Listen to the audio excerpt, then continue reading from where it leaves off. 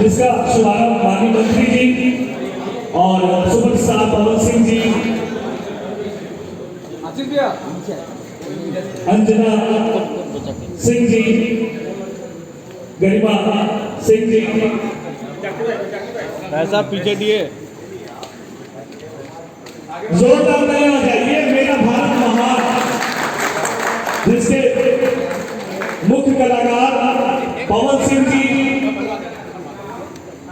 साक्षात यहाँ पर उपस्थित हैं और माननीय मंत्री जी जगदीश नारायण राय जी। भैया कैमरा छोड़िए, कैमरे के लिए पोजीशन छोड़िए। मेरा भारत महान भी ब्रांडेड फिल्म प्रोडक्शन का शुभारंभ और आज ही इस फिल्म के पोस्टर का विमोचन, शुभारंभ जो कि इंटरनेशनल आर्टिस्ट सुपरस्टार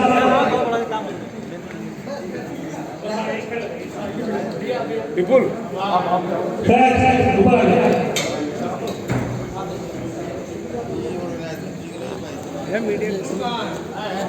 अरे एक मिनट